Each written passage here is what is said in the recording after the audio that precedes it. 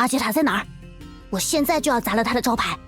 克拉丽，就算你现在砸掉他的招牌，也还是要参加预选赛。我知道，所以才更要砸，就当是赛前的热身运动。他说他的弃用能保证我们在预选赛抽签时抽到最适合自己的对手，可结果呢？幸好赫利亚的对手不是七术中的任何一位，至少从外表上看，他委婉点讲，看起来挺弱。无论如何，我都会全力迎战这位。抱歉，我不记得他的名字了。那位先生，听听，你都不记得他叫什么了？哎，为什么偏偏是我打夺冠热门沙弗莱啊？如果你实在不想打，不如现在退出系统，重新连接试试。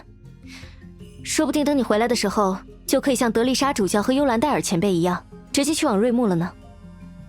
那我就会因此错过时数战争。可我们的目的不是去瑞木吗？参加比赛只是手段吧。反正我不要重开，还没打就独当，好丢脸。我好像开始相信，这的确是最适合你的对手了。不过，我也理解你为什么反应这么大。换作是我，只会更焦虑。哪怕沙弗莱现在还是灯组织的新人，毕竟在寻梦者那段预知梦里，我们和沙弗莱产生过冲突。要不是白吉出手，我们早就被他一个人揍趴下了。其实，在白吉先生出手之前，是希娜用极大的代价拖延了时间，甚至在和沙弗莱的角力中占了上风。寻梦者，在我们面前说起希娜迪亚的时候，你不需要有任何顾虑。虽说主教和前辈们对这件事态度谨慎，但说心里话，我和克拉丽更愿意相信你的直觉。赫利亚、克拉丽，谢谢你们。客气什么？再怎么说，我们也是共同经历了那么多次考验的伙伴。而且，你们就不好奇吗？假如希娜迪亚真实存在，又是谁刻意抹除了所有人关于她的记忆，乃至留存在系统中的历史记录？我只知道一个有能力这样做的人，可惜他现在正在睡觉，哪怕醒着也不会做这么无聊的事。话题好像扯远了，反正一个参赛者最多可以带2位亲友团去瑞木。只要我赢了，克拉丽就可以心无旁骛的战斗，输了也不要紧。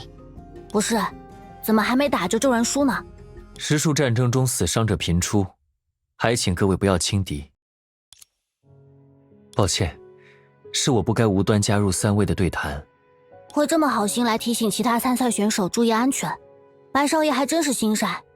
上次不是说下次见面就是敌人了吗？我只是不希望看到任何无谓的伤亡。这么说来，之前阿杰塔跟踪我们的时候，白吉也提醒过我们。寻梦者，你还记得100年后的他总是一副咳得快死的样子吗？确实，没想到他年轻的时候这么惜命。难道这就是物极必反？各位不必多虑，只是性命攸关之事并非儿戏，小心谨慎些总不会错。上次并未详谈，不过想必各位也是为永生的愿望而参赛吧。追求延命之法是人之常情，不瞒各位，在下正是为此而来。我自幼体弱多病，如今也是借助术的力量才勉强得以健康之躯，还请各位多加小心，不要因小失大，在比赛中丢了性命。毕竟这场时数战争以及主办方的那位先生并不简单。他是在让我们小心利托斯特？他们原来是这么不对付的关系吗？那我们就此告辞了。感谢你的忠告，白吉先生。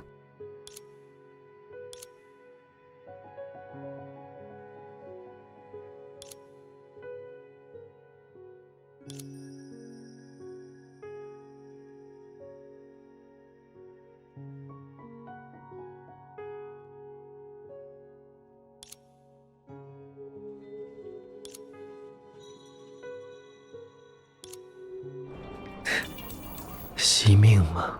再晚点，老妈就要揍人了！你等等我嘛，我跑不动了，哥。哥哥。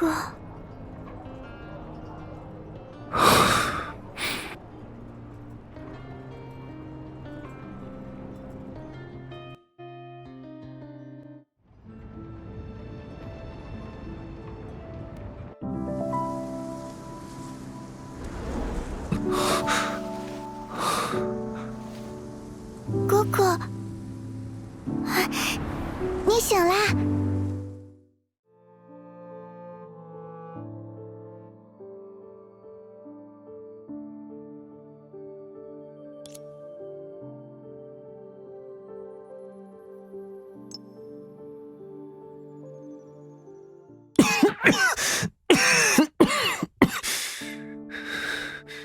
哥哥，你没事吧？我去叫医生。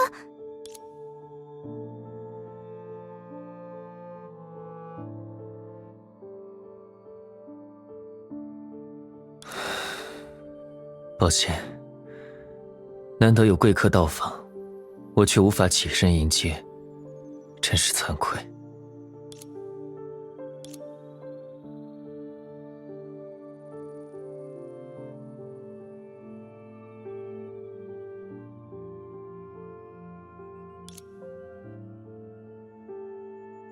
你可曾后悔？一刻也不曾。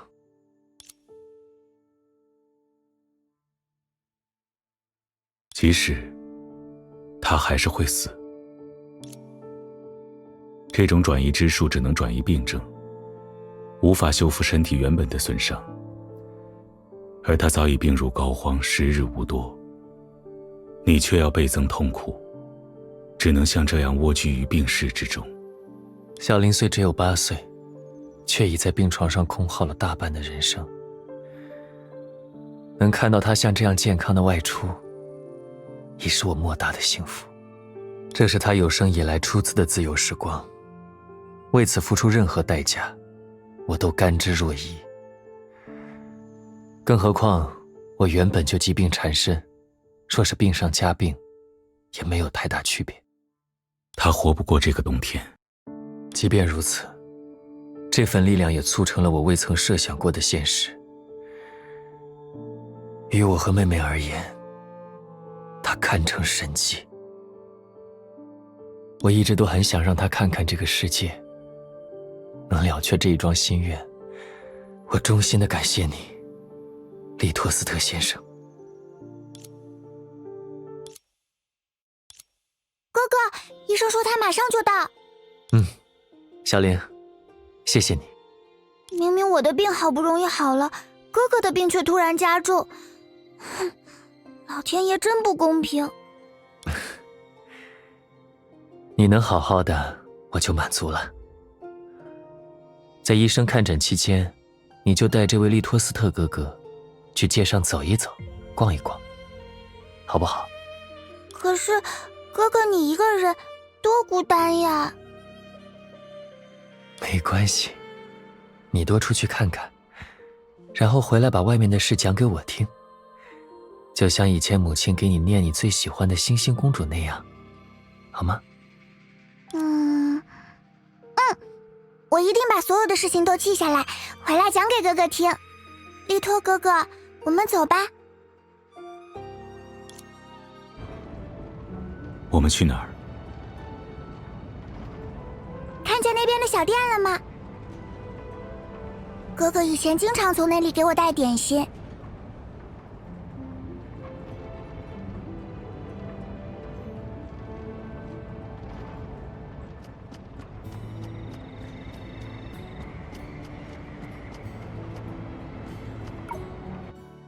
哥哥说那是廊丘最受欢迎的糕点店，我最喜欢含露花口味的糯糕啦，一定要让利托哥哥也尝一尝。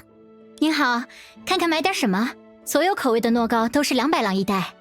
我想要。刚才是大姐姐来的更早，大姐姐先吧。谢谢。老板，我想要一袋含露花味的糯糕。啊，抱歉，家父已在1年前去世了，您要的含露花口味也因家父去世匆忙没有流传下来。啊，老先生竟然……看来2位都不知道这件事呢。我曾经受人委托来此购买含露花口味的糯糕，结果刚把糯糕拿到手，外面就下雨了。我怕糯糕送迟，便决定冒雨前行。但你父亲将我拦住，主动借了我一把伞，还另给我蒸了2块糯糕，说让我也尝尝味道。我不喜甜，但那2块糯糕很好吃。谢谢您，家父若泉下有知，一定会开怀大笑吧。所以您今日也是受人委托来买糯糕的吗？我今天是为父母买糯糕，他们以前很喜欢。既然如此，您想试试我自己琢磨出的新口味吗？我们家的老客都说它不逊于含露花味呢。好，那这边的2位客人呢？一袋。给我2袋吧，我要给哥哥也带1份。你的手艺确实不错。过奖了。小妹妹，糯糕200郎1袋，这2位已经付过了。你看。糟了，我好像没带钱。我以前很少出门，还不是很习惯。如果需要，我可以借你钱，别太多就行。我来付就好。哇，谢谢利托斯特哥哥，你人真好。等回去了，我让哥哥还你。无妨，你是他的唯一牵挂，我理应多加照顾。利托哥哥和哥哥关系真好呀，你们是朋友吗？朋友吗？我从未思考过这个问题，但也许吧。接下来去哪儿？灵符一挂，千宝尽纳，周水一泼，万恶缩窝。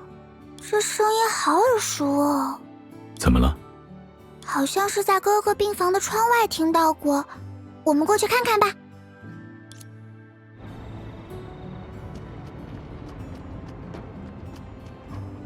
灵符一挂，千宝尽纳，周水一泼，万恶缩窝。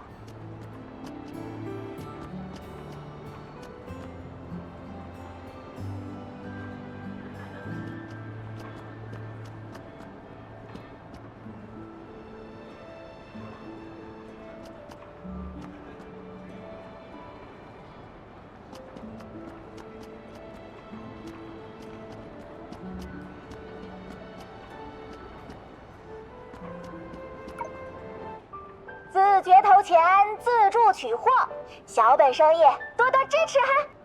无人收获倒是新奇。这灵符和咒水，哥哥以前买过。是什么不可多得的灵验之物吗？不是啦，哥哥说正常人一看就知道这是假货，灵符是随手涂鸦，咒水根本就是白开水。但哥哥说此人并无害人之心，只是借此谋生，不如打包买下，以防他人受骗。倒是很像他的作风。哥哥就是这样，虽然总是装出一副冷淡的样子，但比谁都正直。小偷，把钱放回去！他既然有胆把钱箱摆在这儿，就得做好被人取走的准备。小爷这是在给他上课，懂？哥哥说过，拿人东西是不对的，把钱放回去。这谁家小孩？少管闲事，看我把你给……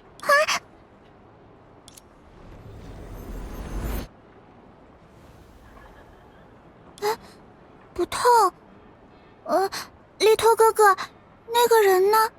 神所祝福的世界，不需要只敢对比自己更弱小的存在出手的败类。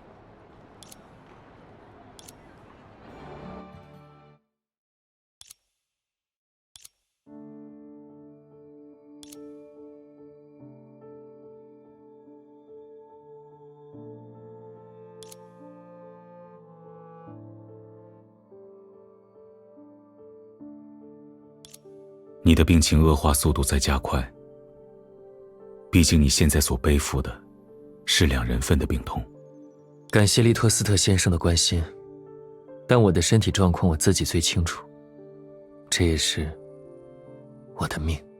你可曾不甘？不曾，打我出生起，大夫就说我长不到成年，但我不仅撑过了成年，还得以替妹妹分担少许，又有何不敢？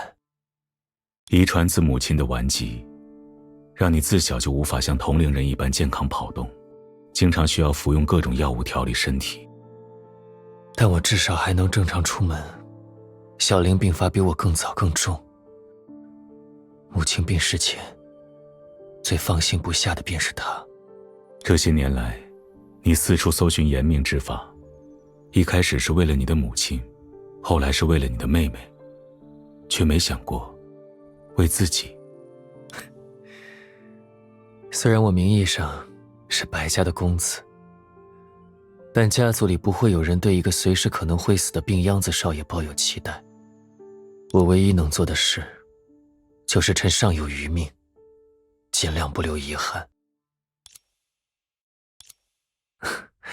小玲，你来了，怎么蹦蹦跳跳的？遇到什么开心的事了吗？是呀，哥哥没能去瑟利姆小姐昨晚的生日宴，也太可惜啦。宴上有什么好玩的事情吗？嘿嘿，当然有，我全都记下来了，就等着讲给哥哥听呢。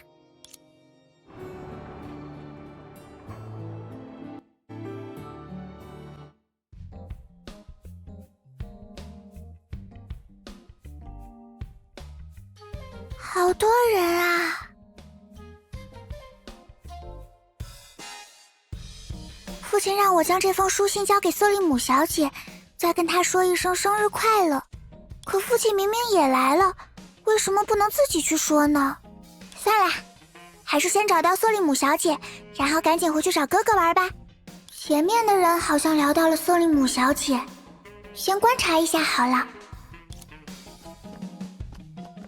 这么要紧的事，族长居然派你个小滑头来帮我，但愿你这副嘴皮子待会儿能派上用场。放心吧，叔，我已经打探过瑟利姆的喜好了，无非就是爱给人穿小裙子嘛。然后呢？我已经穿来了，只要把外套这么一脱。我求你别。算了，只要能拉到瑟利姆小姐的赞助，把灯组织盘活，陪你一起丢脸也没什么。趁她还没出现，你赶紧也给我弄一套吧。嗨，您的那套我早就准备好了，都在包里。快抓住那只狗！我也来帮忙。别想逃！大姐姐，你有没有见过一只豹？不对，是一只狗。包刚刚就掉在我脚边，不过在我捡起包的时候，那只狗又趁机叼走了我正在赏玩的东西。那我帮姐姐找回来。不必了，那种东西我要多少有多少。比起这个，还是先把包还给两位施主吧。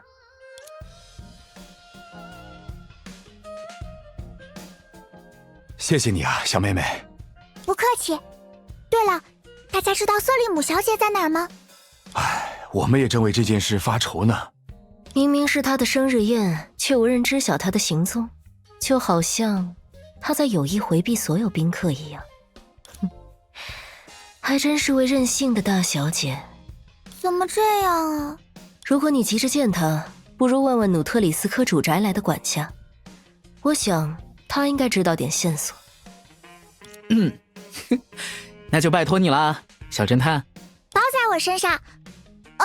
现在在你们身上啦。走吧，叔，趁小侦探忙活的时候，你先把包里的裙子换上。臭小子，你讲话就不能小点声吗？管家。哦，那边的奶奶看起来挺像管家，问问她好了。奶奶好。狗狗怎么在这里？他应该是饿极了才会误闯宴会，而奶奶恰巧很擅长照顾小动物。对了，他叼着的这枚玉牌是你的吗？不是，但我知道它是谁的。奶奶可以把玉牌给我吗？当然。奶奶，我还有一个问题，你知不知道瑟利姆小姐在哪儿？小姐一大早就不见了，我们里外找过一遍，都没发现她的身影，只在她的梳妆台上找到了一张字条，字条上写着：“别来烦我。”亏我还特意请了专业人士，精心布置了她的房间，就是希望给小姐一个惊喜。这下全泡汤了。奶奶，我们可以让小狗帮忙呀。瞧我这脑袋，你在这儿等等奶奶，奶奶马上回来。小姑娘，这是小姐才艺桌上的衣料，麻烦你让这小狗闻一闻，也许能顺着找到小姐。如果找到了她，请务必将她带回她的房间。奶奶不一起去吗？瑟利姆小姐要是不愿意跟我走怎么办？奶奶腿脚不好，你去吧。我是看着小姐长大的人，最了解她，没问题的。哦，我知道了，我一定会帮奶奶找到瑟利姆小姐，不让您的心意白费。谢谢，那就拜托你们了。大白队员，请服从小白队长的指挥。第一任务，归还玉牌。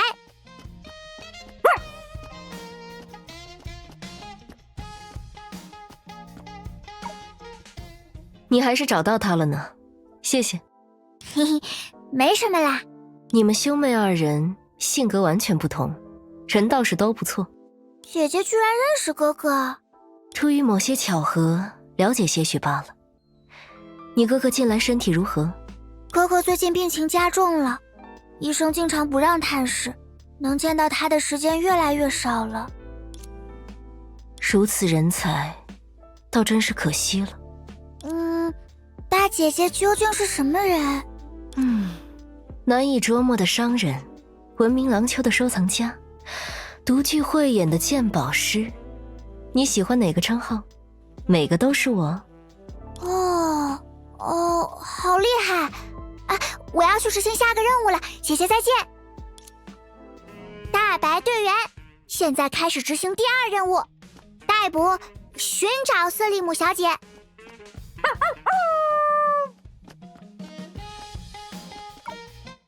姐姐你好，请问你是瑟利姆小姐吗？不是。可大白队员在冲你摇尾巴哎。小妹妹，摇头代表什么？代表着不知道。那摇尾巴自然也是一个意思。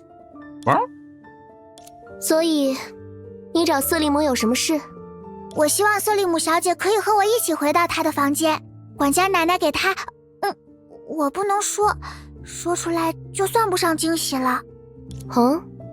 是她让你来的。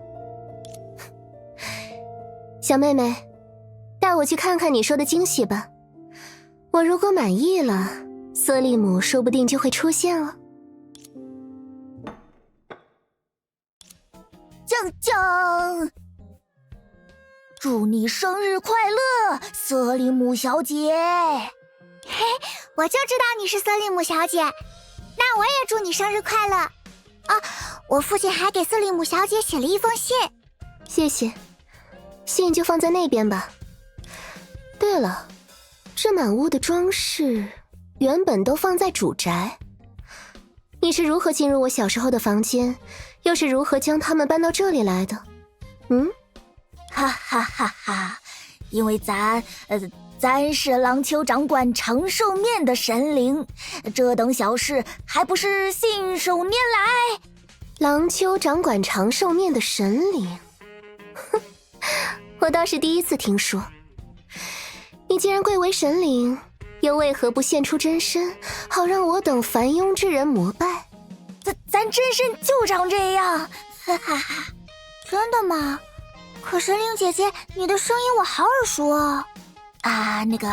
咱屋子也装饰啦，面也做好啦，要不这就撤啦。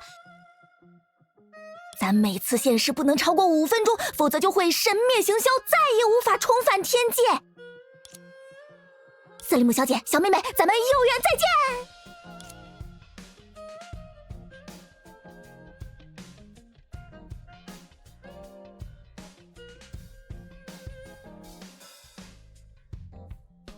跑什么？我吃长寿面就够了，又不会把下面的人给吃了。还真是个有趣的家伙。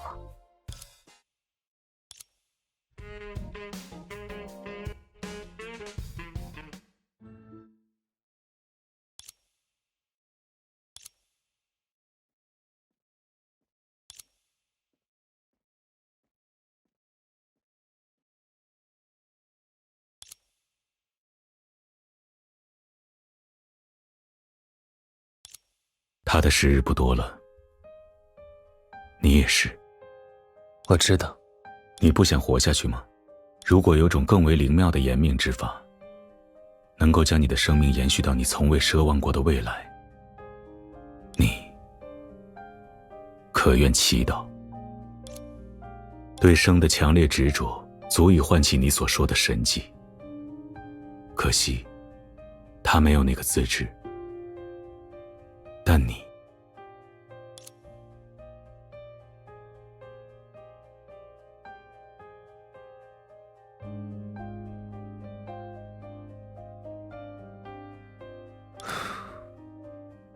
为什么要帮我？我没有什么能回报你。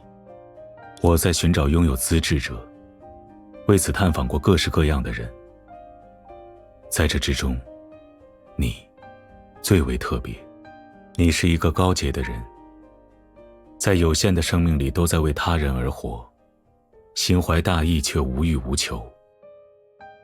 你心思缜密，胆识过人，却因疾病被困于此，实在叫人可惜。你这样的人才适合成为神的骑士。我知道你的背景，我的家族里也有过不少人参加过往届的实属战争，可他们几乎都在预选赛中落选了。所以虽然很对不住，但你找错人了。你似乎很擅长创造虚焰，这也是你的资质吗？哥哥，我来啦！既然管不了别人，那咱们就管好自己嘛。是那个楼下的姐姐，她最近又来我们这边摆摊啦。您把这绝音罩戴上试试，保准咱在你耳边喊话你也听不见一点声儿。真的？哎，您试试呗。我戴好了。哟，还真听不见声音。你瞧，咱没骗你吧？不错，那我就买一副好了。啊，楼下的姐姐刚刚根本没有讲话，只比了嘴型，这样可不好哦，我要去跟她说。好。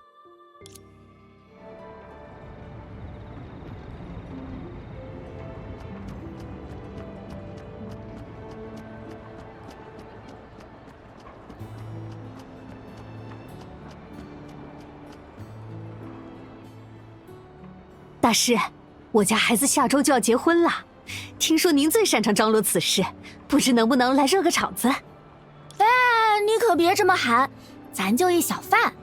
再说了，生日宴哪能比得过婚宴啊？那可是你们家孩子的人生大事呀！就是人生大事才想着找你嘛，大师再考虑考虑。好，咱考虑考虑。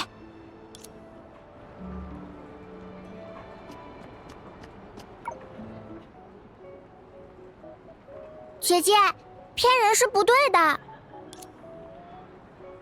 你不是那天在不对，咱们不认识，绝对没见过。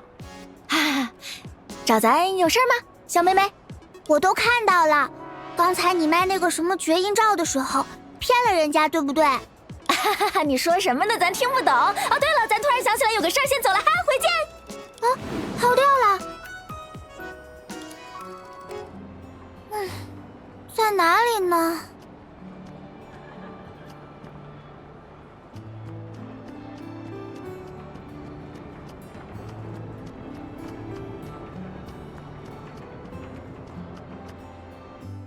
主持婚宴呐，倒是个没试过的路子。都说秋天是丰收的季节，咱接下这活儿要是能办好，也就多了个谋生的门道。哎呀，可如果弄砸了，呸，那是人家的人生大事，咱绝不能弄砸。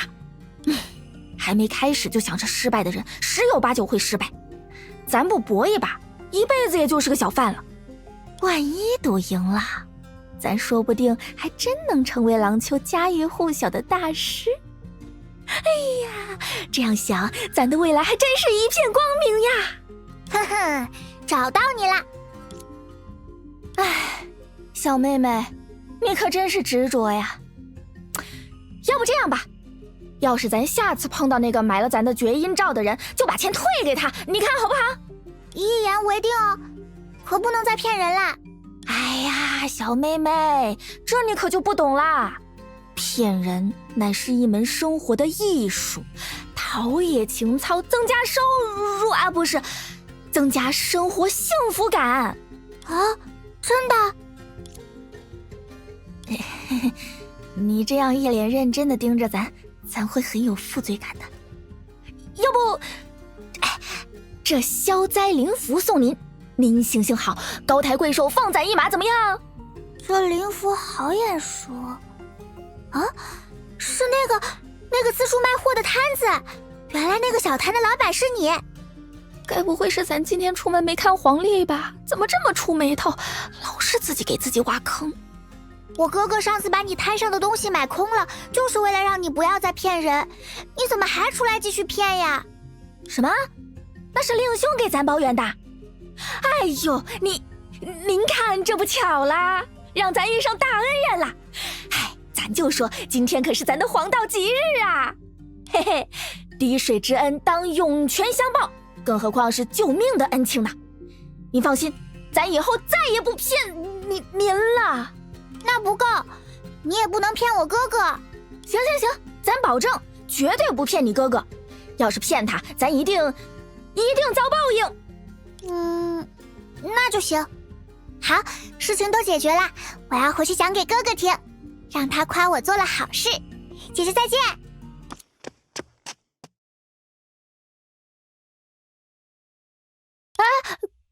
可是咱还不知道你哥哥是谁呢。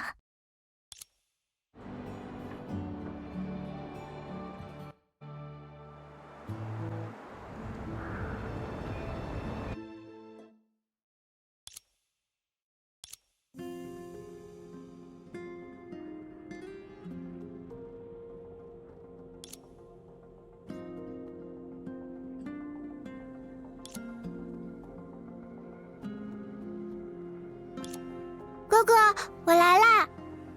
今天外面下雪了，可冷了，哥哥也要多穿点衣服哦。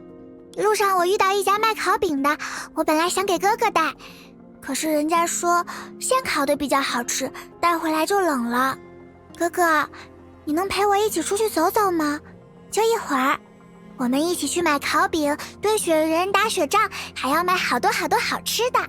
我们偷偷溜出去，不让医生发现。就像以前哥哥带着我从病房里溜出去那样。好。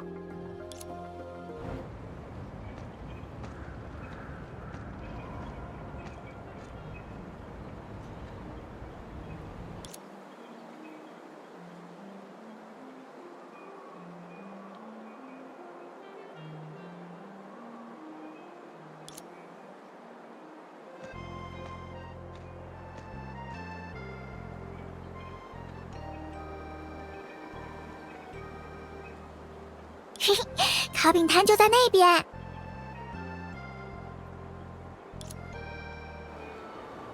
哥哥，我跟你说，这家的烤饼可好吃了，就是老板性子急，我们最好提前想想要点什么。反正我一定会加很多很多的肉。嘿嘿，哥哥，你。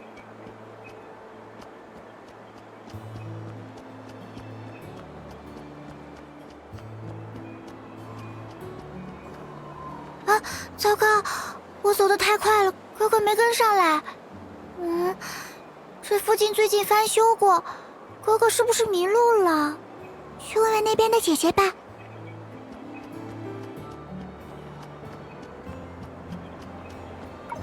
小妹妹，姐姐，你有没有见过？还是姐姐先说吧。啊，谢谢。我听说廊丘是下一届时数战争的预选赛赛场，就想多采访一些路人，做成独家新闻。小妹妹，你了解时数战争吗？听到过这个词，但不感兴趣就没注意。什么？竟然有人对永恒的生命不感兴趣？永恒的生命？是呀，时数战争的胜者就能成为神的骑士，获得永生。基本上会参加这场比赛的人都是冲着这个去的呢。不过这比赛激烈得很，每届都要死不少人，能参加的都是天之骄子，和我们这样的普通人算是无缘啦。我肯定不行，但哥哥一定没问题。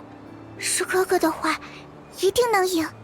这么有信心，那心动不如行动，记得去找利托斯特大人报名啊。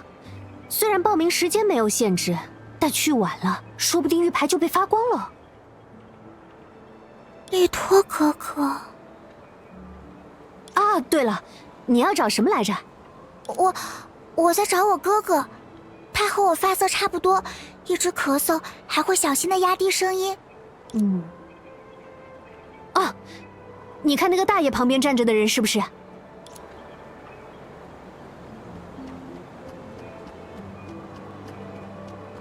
什么啦？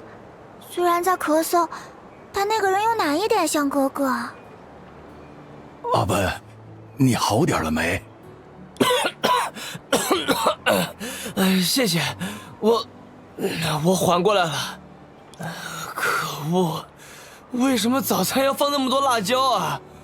我本想吃个早餐垫垫肚子，再回家美美睡个回笼觉，这一辣我还怎么睡啊？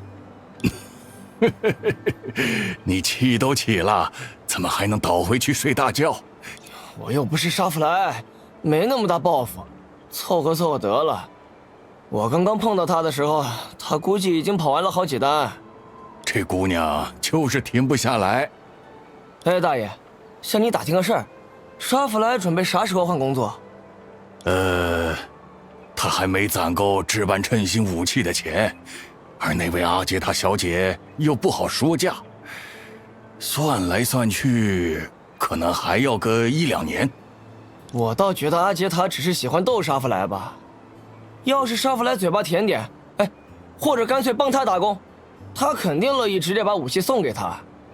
不过沙弗莱怎么还惦记着曾祖师？那不是快倒闭的神棍集团吗？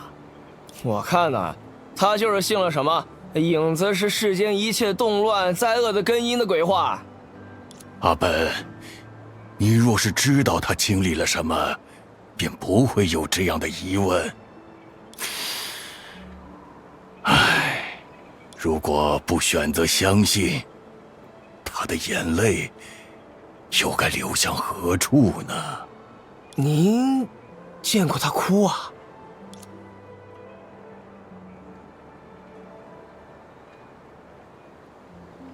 影子是灾厄，哥哥好像也说过类似的话。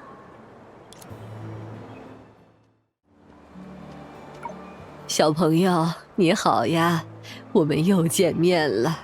啊，是那天的管家奶奶，你不用去照顾瑟利姆小姐吗？上次没有时间细说，其实呀，我早就不是管家了。生日宴那时也是从厨房后门溜进去的。长老们看我跟小姐过于亲近，为了刁难她，借故开除了我。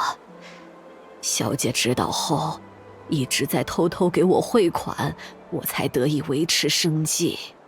生日宴之后啊，她又借口买狗粮，给我打了一大笔钱。虽然我反复跟她说，那条小白狗本来就是别人家跑出来的，现在已经接回去了，但她非说是给什么大黄狗的，不知道是什么意思。瑟利姆小姐虽然嘴巴不饶人，但人真好啊。是呀，小姐就是这样的人。哦，对了，你怎么一个人在这儿？我哥哥走丢了，我在找他。他跟我发色差不多，还一直咳嗽。我刚才过来的路上好像见过这么一个人，站在雪人旁边发呆，不知道是不是你哥哥。我去看看，谢谢奶奶啦。雪人在哪儿呢？是哥哥，哥哥，哎，利托哥哥也在。抱歉，小林，我刚刚走到这里，想着很适合堆雪人，分了一下心，你就不见了。这附近跟1年前大不一样，我不是很认识路，就只好站在原地等你，一边堆了个雪人。太棒了，就是这个雪人才让我找到哥哥的呢。那利托哥哥呢？也是来堆雪人的吗？听说医生找不到我，正在病房大发雷霆，刚好利托斯特先生前来探望，医生便差他来找我。啊，对不起，都怪我任性。没关系，我对这一带不甚熟悉，恐怕还要再花些时间才能找到。我就再去那个方位找一找吧。啊！不过，要是到日落还没找到你哥哥，恐怕这次就该换我被医生大发雷霆了。谢谢利托哥哥。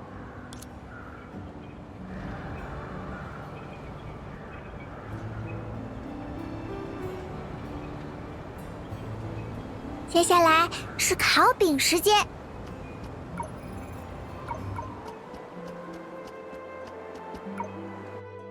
选好了口味，接下来就是等饼出炉啦。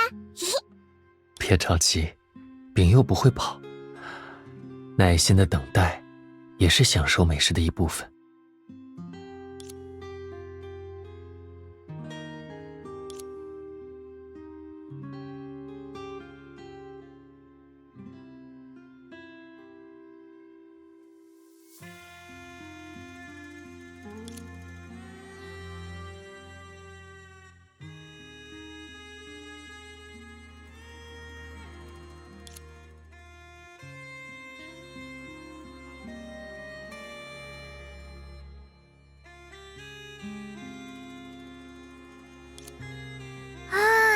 果然还是现烤的好吃。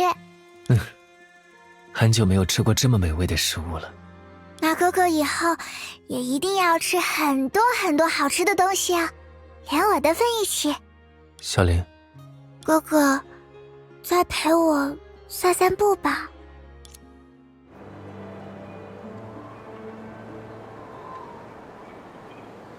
哥哥，你看这雪下得多好看啊！以前我很讨厌下雪，因为别人都在外面玩，我却不能出去。但现在我觉得好开心。我讨厌的不是雪，是病床上的自己。哥哥，对不起，我是个大骗子，我藏起了上次的体检报告单。我其实马上就要死了，但一直骗哥哥说我没事。妈妈已经不在了，要是我死了，哥哥一定会很孤单吧？对不起哥哥，我骗了你。其实我好害怕，不想死。我知道哥哥一定也和我一样，我已经没办法了。但哥哥，你还有机会啊！哥哥又聪明又勇敢，今后一定还能做到很多厉害的事。所以，哥哥，连着我和妈妈的肺，一起活下去吧。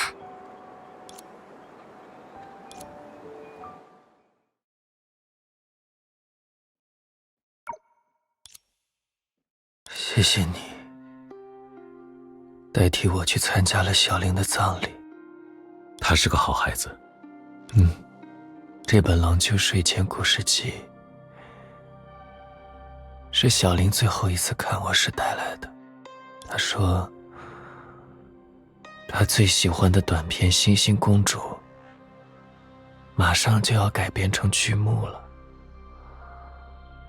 当它公映的时候，我们要一起看，他终究未能等到。